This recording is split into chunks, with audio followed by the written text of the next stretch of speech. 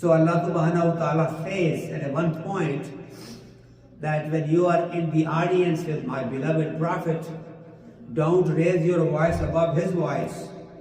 So far, so good. Be respectful, yes. But then the next thing is that if you did so, all your good deeds will be destroyed and you will not be even aware that that has happened to you. Now, where does that come from? It does not make much intelligent sense by worldly thinking.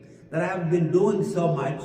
I have been going to Hajj every year for 10 years in the past. I have never missed a prayer. And yet Allah subhanahu wa ta'ala says one little mistake that all my deeds will be wiped out. And they will be wiped out because it's in Quran. So we have to remember that at any time that thought should not come to us that now I have earned paradise, that now I deserve heaven and paradise, that I have done so much good that now I am the best of the best of the best and nobody is like me. That kind of a thought should not occur to us.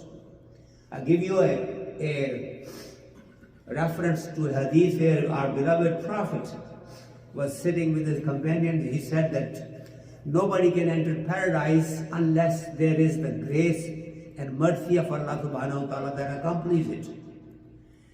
And basically the question was asked, how about yourself? Will you be able to go to paradise? Or you will also need Allah subhanahu wa ta'ala's mercy? And he said, yes, I will need that too. So mercy of Allah subhanahu wa ta'ala is the key to paradise, not necessarily our good deeds. So how do we get that mercy? Quran tells us, whenever my servant invokes my name and looks towards me for help and asks for my guidance and forgiveness, then I forgive him.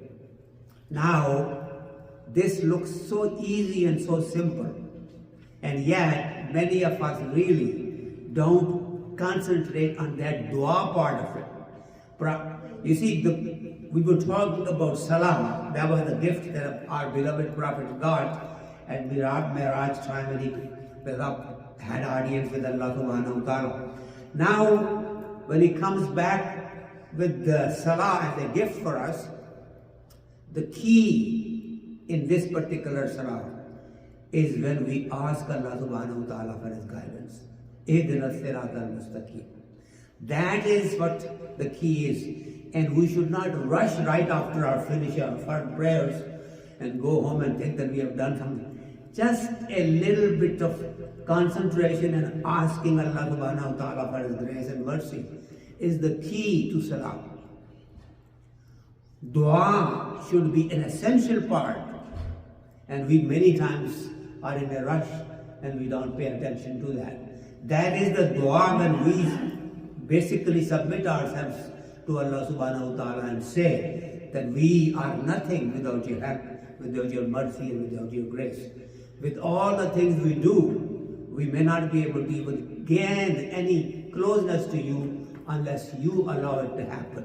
May Allah subhanahu wa ta'ala give us the knowledge and compassion and the understanding that we are at a loss unless Allah subhanahu wa ta'ala forgives us, and we should be asking and seeking his forgiveness all the time. Jazakumullahu khairan.